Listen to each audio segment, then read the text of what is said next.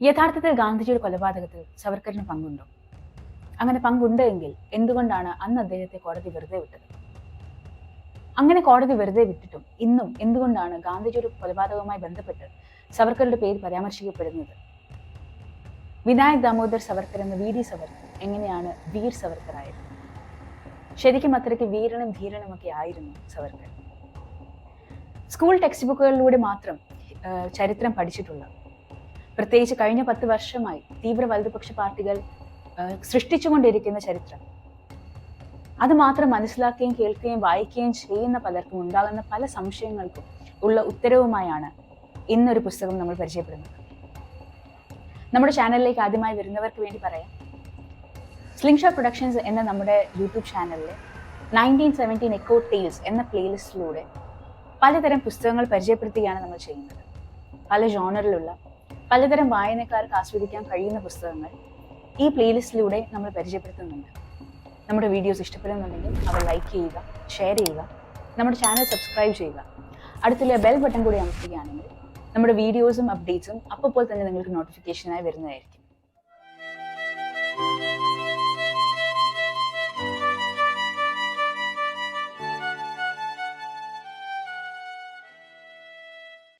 ദൈവവിശ്വാസി അല്ലായിരുന്ന ഒരു എത്തീസ്റ്റ് ആയിരുന്ന സവർക്കർ എങ്ങനെയാണ് ഇന്ന് ഹിന്ദുക്കളുടെ രക്ഷകനായി അവതരിക്കപ്പെട്ടിട്ടുള്ളത്? സംഭവം സിമ്പിളാണ്. സവർക്കറാണ് ഹിന്ദുത്വ എന്ന ആശയം ആദ്യമായി മുന്നോട്ട് വെച്ചത്. ആകാർ പട്ടേൽ എഴുതിയ അവർ ഹിന്ദു രാഷ്ട്ര, what it is, how we got here എന്ന പുസ്തകത്തെക്കുറിച്ച് മുൻപ് നമ്മളൊരു വീഡിയോ ചെയ്തിരുന്നു. ആ വീഡിയോ കണ്ടിട്ടില്ലാത്തവർക്കായി അതിൻ്റെ ലിങ്ക് നമ്മൾ നൽകാം. ആ പുസ്തകത്തിൽ അദ്ദേഹം പറയുന്നുണ്ട് ഹിന്ദുത്വ എന്ന ആശയം എന്താണെന്നും അതെങ്ങനെയാണ് വന്നതെന്നും അതുകൊണ്ട് എന്താണ് അർത്ഥമാക്കുന്നതെന്നും ഇന്ന് ഭരിക്കുന്ന സർക്കാരുകൾ എങ്ങനെയാണ് ആ ആശയത്തെ മുൻനിർത്തി ഒരു ഹിന്ദു രാഷ്ട്രം പണിയുവാൻ വേണ്ടി അല്ലെങ്കിൽ സൃഷ്ടിക്കുവാൻ വേണ്ടി എങ്ങനെയാണ് അവർ പ്രവർത്തിക്കുന്നതെന്നുമെല്ലാം ആ പുസ്തകത്തിൽ വ്യക്തമായി നൽകിയിട്ടുണ്ട്. അവർ ഹിന്ദു രാഷ്ട്രയ്ക്ക് പ്രധാനപ്പെട്ട ഒരു റെഫറൻസ് ആയി നിന്ന ഒരു പുസ്തകമാണ് ഇന്ന് നമ്മൾ സംസാരിക്കുന്ന A.J. നൂരാനി എന്ന അഭിഭാഷകൻ എഴുത്തുകാരനുമായ വ്യക്തി രചിച്ചിട്ടുള്ള സവർക്കർ ആൻഡ് ഹിന്ദുത്വ. പലതരം ചരിത്രപരമായ റെക്കോർഡ്സിലൂടെയാണ് ഈ പുസ്തകം മുന്നോട്ട് പോകുന്നത്. അതുകൊണ്ട് തന്നെ ഇവിടെ പരാമർശിക്കപ്പെടുന്ന എല്ലാ കാര്യങ്ങൾക്കും തന്നെ ചരിത്രപരമായ തെളിവുകളും അതിന് ആധികാരികമായ റിപ്പോർട്ടുകളും ലെറ്ററുകളും എല്ലാം തന്നെ തെളിവായി നൽകിക്കൊണ്ടാണ് A.J. നൂരാനി ഈ പുസ്തകം എഴുതിയിട്ടുള്ളത്. ഹിന്ദുത്വ എന്ന ആശയം എത്രമാത്രം വെറുപ്പിന്റെ ആശയമാണ് എന്നതും ഇന്ത്യ എന്ന രാജ്യത്തെ രണ്ടായി വിഭജിക്കാനുള്ള ഐഡിയ ആദ്യമായി നൽകിയത് സവർക്കർ ആണെന്നുള്ളതും, എന്തുകൊണ്ടാണ് ഹിന്ദുക്കൾ മാത്രം ഈ രാജ്യത്തിന് അവകാശികളാണ് എന്ന് സവർക്കർ വിശ്വസിച്ചതെന്നുമെല്ലാം മുൻപ് ആ വീഡിയോയിൽ നമ്മൾ ചർച്ച ചെയ്തിട്ടുള്ളതാണ്. അതുകൊണ്ട് അതിലേക്ക് അധികം കടക്കുന്നില്ല. എങ്കിലും ചില കാര്യങ്ങൾ പറയാതെ വരും. ഇന്ത്യ എന്ന രാഷ്ട്രത്തിന് വേണ്ടത് ടെറിട്ടോറിയൽ നാഷണലിസം അല്ല, കൾച്ചറൽ നാഷണലിസം ആണ് എന്നാണ് സവർക്കർ അവകാശപ്പെട്ടിരുന്നത്. അതായത് ഇന്ത്യ എന്ന് നമ്മൾ ഇന്ന് കാണുന്ന ഈ രാഷ്ട്രം, ഈ ഒരു മാപ്പ്, ഈ ഒരു ലൊക്കേഷൻ, ജോഗ്രഫി ബേസ്ഡ് ആയിട്ടുള്ള ഈ ടെറിട്ടറിയിലുള്ളവരെല്ലാവരും ഇന്ത്യക്കാർ, നമ്മളെല്ലാവരും ഇന്ത്യക്കാർ എന്ന ആശയം സവർക്കർ നിരാകരിക്കുകയാണ് ചെയ്യുന്നത്. പകരം സവർക്കർ മുന്നോട്ട് വെച്ചത് ഹിന്ദുക്കളായിട്ടുള്ളവർ മാത്രമാണ് ഇന്ത്യക്ക് അവകാശികൾ എന്നുള്ളത്. ഈ ഒരു പോയിന്റിനെ കുറിച്ച് കുറച്ച് ഡീറ്റെയിൽഡായി ഈ വീഡിയോയുടെ അവസാന ഭാഗത്ത് നമുക്ക് ഒന്നുകൂടെ വരാം. ഇപ്പോൾ നമുക്ക് സവർക്കർ എന്ന വ്യക്തിയിലേക്ക് പോവാം. എങ്ങനെയാണ് വി ഡി സവർക്കർ വീർ സവർക്കർ ആയത്? 1950 ധനഞ്ജയ് കീർ എന്ന വ്യക്തി സവർക്കറുടെ ജീവചരിത്രം എഴുതുകയുണ്ടായി. സവർക്കർ ആൻഡ് ഇറ്റ്സ് ടൈംസ് എന്ന പേരിലാണ് ഈ പുസ്തകം പുറത്തു വന്നത്. 1966 സവർക്കർ മരണപ്പെടുകയും സവർക്കറുടെ മരണത്തിന് ശേഷം ഈ പുസ്തകത്തിന്റെ 2ാം പതിപ്പ് പുറത്തു വരികയും ചെയ്തു. അങ്ങനെ പുറത്തിറങ്ങിയ ഈ 2ാം പതിപ്പിന്റെ തലക്കെട്ടായിരുന്നു വീർ സവർക്കർ എന്നത്. സവർക്കറുടെ ഈ ജീവചരിത്രത്തെക്കുറിച്ച് A.J. നൂരാനി വളരെ ശക്തമായ ഭാഷയിൽ തന്നെയാണ് എഴുതിയിട്ടുള്ളത്. അതായത് ഒരു വിശുദ്ധനെ കുറിച്ച് എഴുതുന്ന പോലെ എന്ന രീതിയിലാണ് കീർ ഈ പുസ്തകം എഴുതിയിരിക്കുന്നത് എന്നാണ് അദ്ദേഹം പറയുന്നത്. ആദ്യത്തെ പതിപ്പിൽ ഇല്ലാതിരുന്ന പല കാര്യങ്ങളും പല കൂട്ടിച്ചേർക്കലുകളും സവർക്കറുടെ മരണത്തിന് ശേഷം വന്ന 2ാം പതിപ്പിൽ ഉണ്ടായിട്ടുണ്ട്. ഒരു ഉദാഹരണം പറയുകയാണെങ്കിൽ, സവർക്കർ എത്തീസ്റ്റ് ആയിരുന്നു, അതായത് അദ്ദേഹം ഒരു ഹിന്ദുമത വിശ്വാസി ആയിരുന്നില്ല, അദ്ദേഹം ഒരു ദൈവവിശ്വാസി ആയിരുന്നില്ല എന്നുള്ള സത്യം 2ാമത്തെ പതിപ്പിൽ സവർക്കറുടെ മരണത്തിന് ശേഷം മാത്രമാണ് പുറത്തു വന്നിരിക്കുന്നത്. ഇങ്ങനെ പല കാര്യങ്ങളും സവർക്കർ ജീവിച്ചിരിക്കുമ്പോൾ പുറം ലോകം അറിയാൻ പാടില്ല എന്നുള്ള പല കാര്യങ്ങളും പല കൂട്ടിച്ചേർക്കലുകളായി ഈ രണ്ടാം പതിപ്പിൽ വന്നിട്ടുണ്ട്. സവർക്കറുടെ പേര് നമ്മുടെ മനസ്സിൽ വരുമ്പോൾ തന്നെ നമുക്ക് ഓർമ്മ വരുന്ന മറ്റൊരു കാര്യമാണ് അദ്ദേഹം എഴുതിയ മാപ്പുകൾ. ഒരു വിഭാഗം പറയുന്നത് അദ്ദേഹം മാപ്പപേക്ഷ നൽകി, ഒരുപാട് മാപ്പുകൾ എഴുതി കൊടുത്ത് ബ്രിട്ടീഷ് ഭരണത്തിന് കീഴിൽ വിധേയനായി നിന്നുകൊണ്ട് പ്രവർത്തിച്ചു കൊള്ളാം എന്നൊക്കെ എഴുതി കൊടുത്തുകൊണ്ട് അദ്ദേഹം ജയിലിൽ നിന്ന് മോചിതനാവുകയും അതുകൊണ്ട് തന്നെ അദ്ദേഹം സ്വാതന്ത്ര്യ സമര സേനാനിയായി വിളിക്കപ്പെടുവാൻ യോഗ്യതയില്ലാത്ത ഒരാളാണെന്നാണ് ഒരു വിഭാഗം പറയുന്നത്. എന്നാൽ മറ്റൊരു വിഭാഗം, അതായത് വലതുപക്ഷം പറയുന്നത് അദ്ദേഹം കൂടുതൽ ഊർജത്തോടുകൂടി ബ്രിട്ടീഷുകാർക്കെതിരെ സമരം ചെയ്യുവാൻ വേണ്ടിയാണ് മാപ്പപേക്ഷ നൽകി പുറത്തു വന്നത് എന്നാണ്. എന്നാൽ യഥാർത്ഥത്തിൽ എന്താണ് അദ്ദേഹം മാപ്പായി എഴുതി നൽകിയത്? പുറത്തു വന്ന് സമരം ചെയ്യുവാൻ വേണ്ടിയായിരുന്നു അദ്ദേഹം മാപ്പ് നൽകിയത്? അതോ ഒരിക്കലും സമരം ചെയ്യില്ല, എന്നും ബ്രിട്ടീഷ് സാമ്രാജ്യത്വത്തിന് വിധേയനായി നിന്നുകൊള്ളാം എന്നൊക്കെയാണ് അദ്ദേഹം മാപ്പിൽ എഴുതിയിരിക്കുന്നത്. അദ്ദേഹത്തിന്റെ മാപ്പുകളും, അതായത് 1911 മുതൽ 1950 വരെ ഇന്ത്യക്ക് സ്വാതന്ത്ര്യം ലഭിച്ചതിന് ശേഷം പോലും മാപ്പ് എഴുതാൻ ശീലമുള്ള, മാപ്പെഴുത്തൊരു സ്വഭാവമാക്കി മാറ്റിയിട്ടുള്ള ഒരു വ്യക്തിയായിരുന്നു സവർക്കർ എന്നത് ഈ പുസ്തകം കാണിച്ചു തരുന്നുണ്ട്. അദ്ദേഹം എഴുതിയ മാപ്പുകളും അതിലെ വരികളും കൃത്യമായി അനലൈസ് ചെയ്തുകൊണ്ട് ഈ പുസ്തകത്തിൽ AG നൂരാനി അതിനെ വിവരിക്കുന്നുണ്ട്.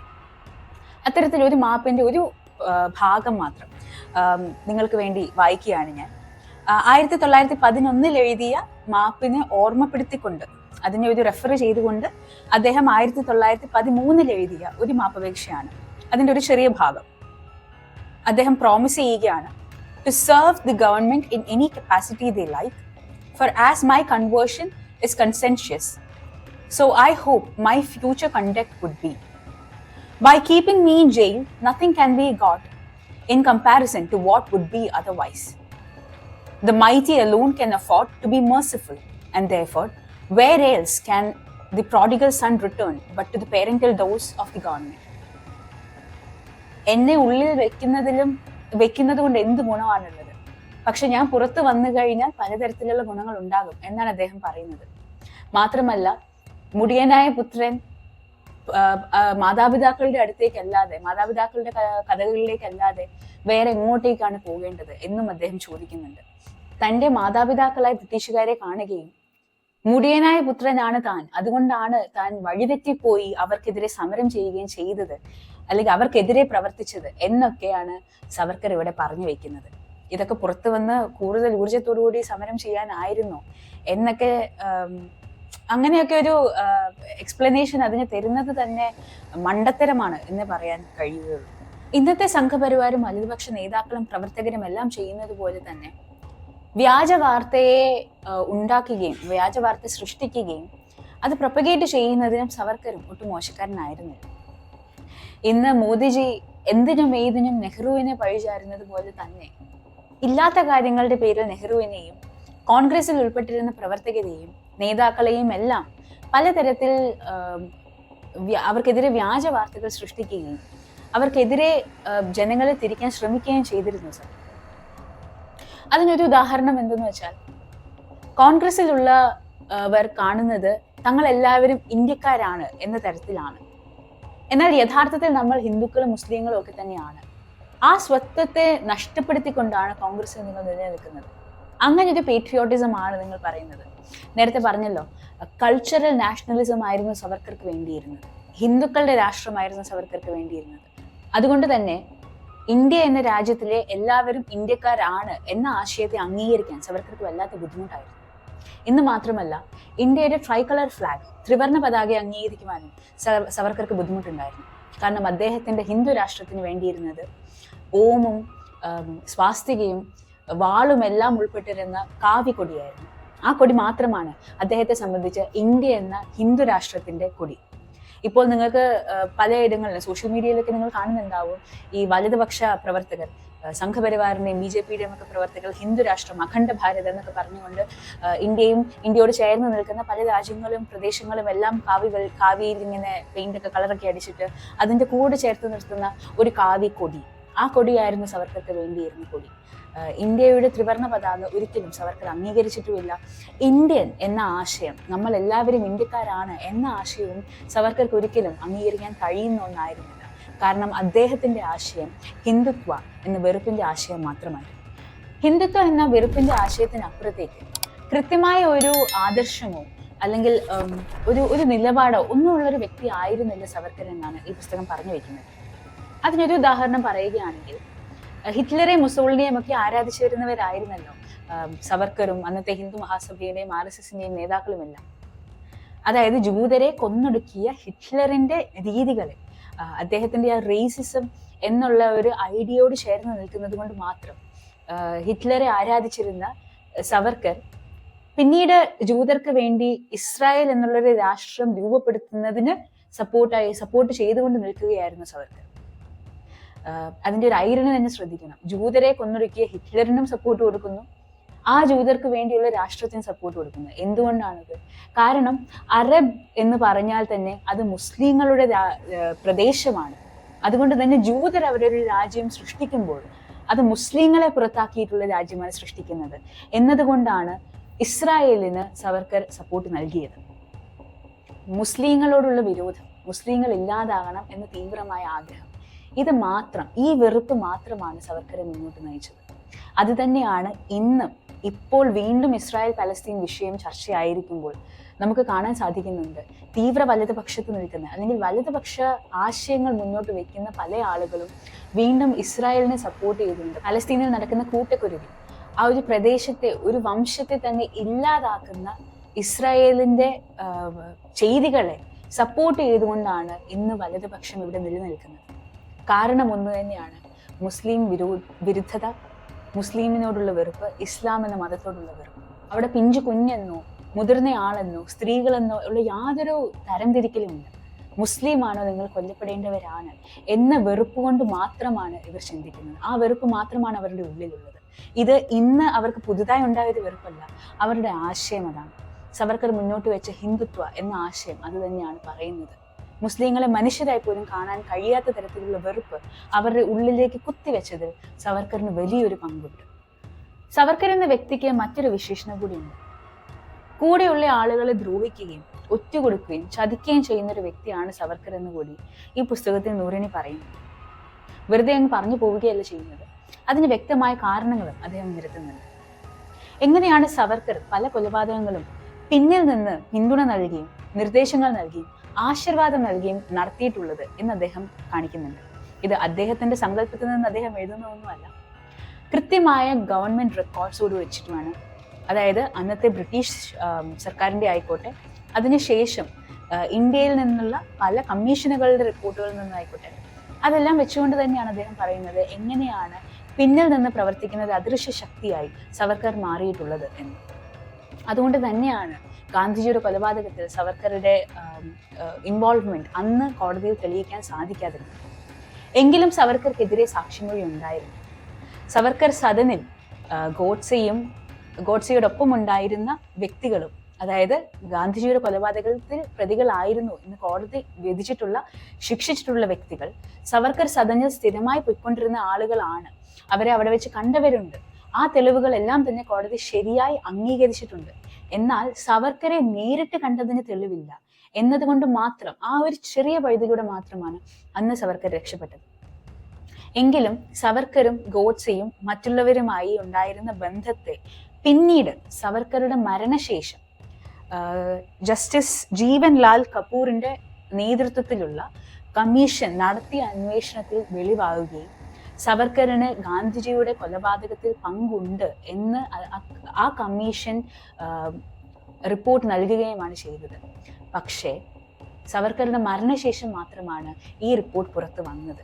ഈ റിപ്പോർട്ട് വന്ന സമയത്ത് സവർക്കർ ജീവിച്ചിരിപ്പുണ്ടായിരുന്നുവെങ്കിൽ, അല്ലെങ്കിൽ ഈ റിപ്പോർട്ടിൽ വന്നിരിക്കുന്ന പുതിയ തെളിവുകൾ, ഇവർക്ക് ലഭിച്ച തെളിവുകൾ അന്ന് കോടതിക്ക് ലഭിച്ചിട്ടുണ്ടായിരുന്നുവെങ്കിൽ സവർക്കറും ഗാന്ധിജിയുടെ കൊലപാതകത്തിൽ കുറ്റക്കാരനായി ശിക്ഷിക്കപ്പെട്ടേനെ എന്ന് തന്നെയാണ് ഈ പുസ്തകത്തിൽ പറയുന്നത്.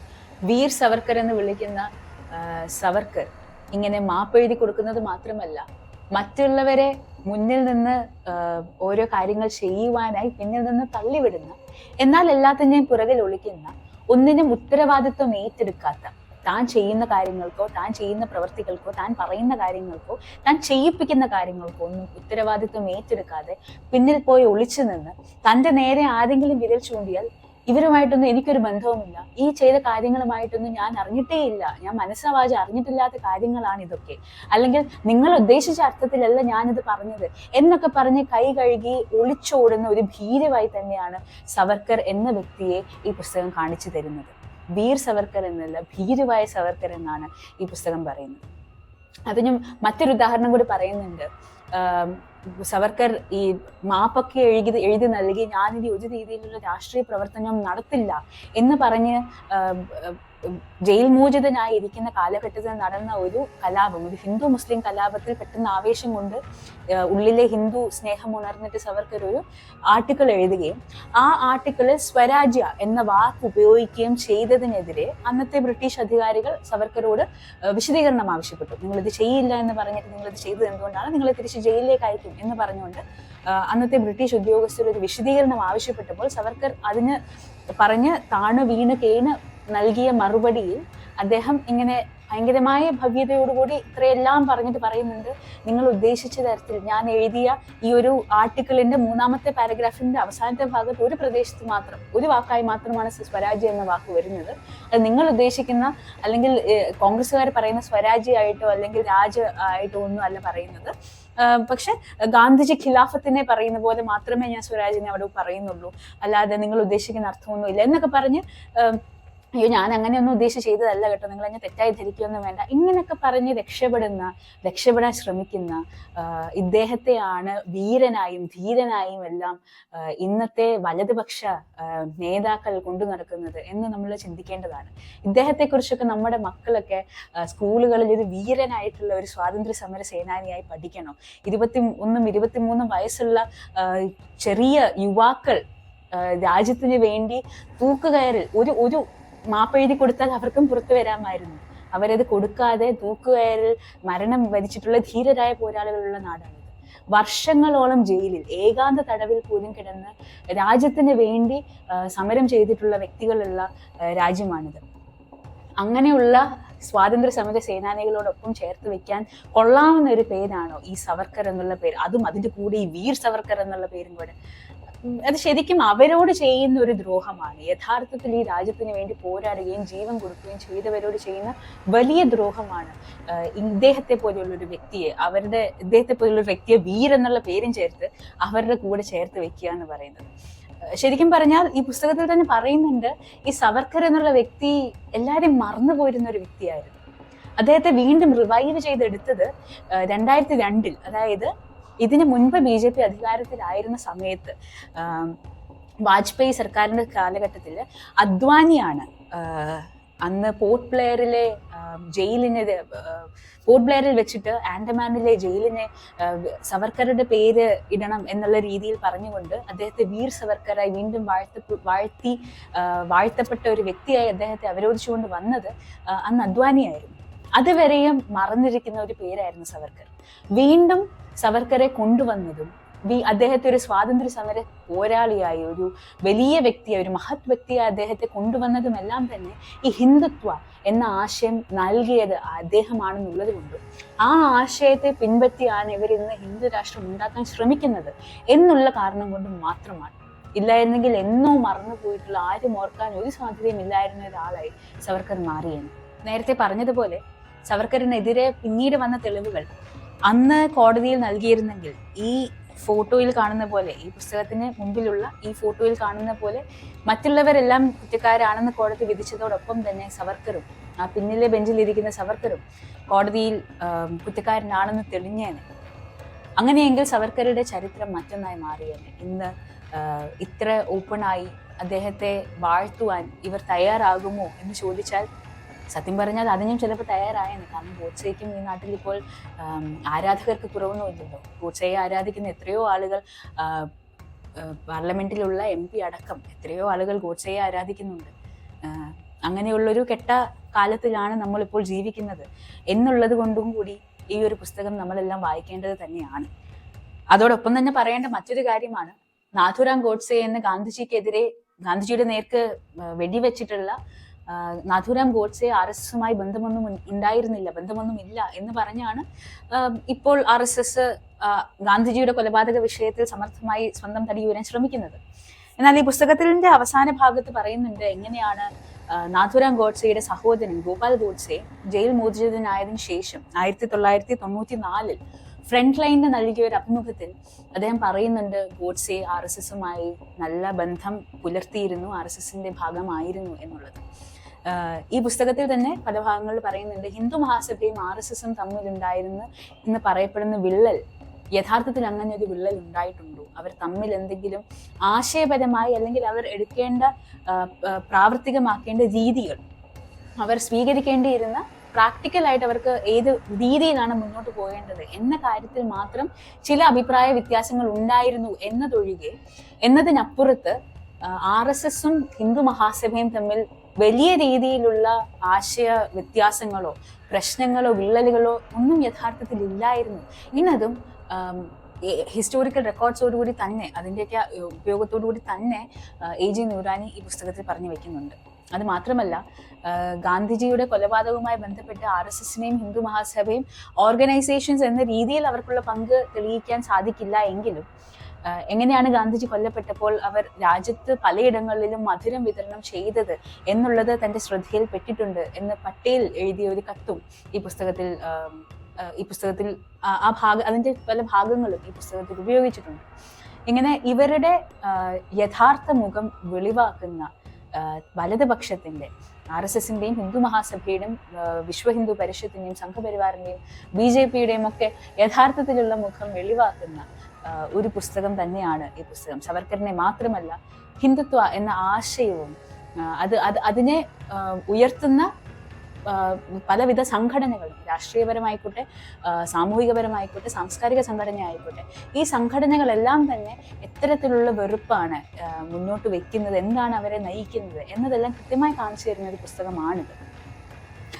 ഇത് പറഞ്ഞു വരുമ്പോൾ തന്നെ പ്രധാനപ്പെട്ട മറ്റൊരു കാര്യം പറയേണ്ടത് ഹിന്ദുക്കൾ എന്നുള്ള ഇവരുടെ ഐഡിയ, ആരാണ് ഹിന്ദുക്കൾ, എന്തുകൊണ്ടാണ്, നേരത്തെ പറഞ്ഞല്ലോ നമ്മളെല്ലാവരും ഇന്ത്യക്കാരാണ് എന്ന ചിന്ത ഇവർക്ക് ഒരിക്കലും ദഹിക്കുന്നില്ല. സവർക്കറിന് ഒരിക്കലും ദഹിച്ചിട്ടില്ല.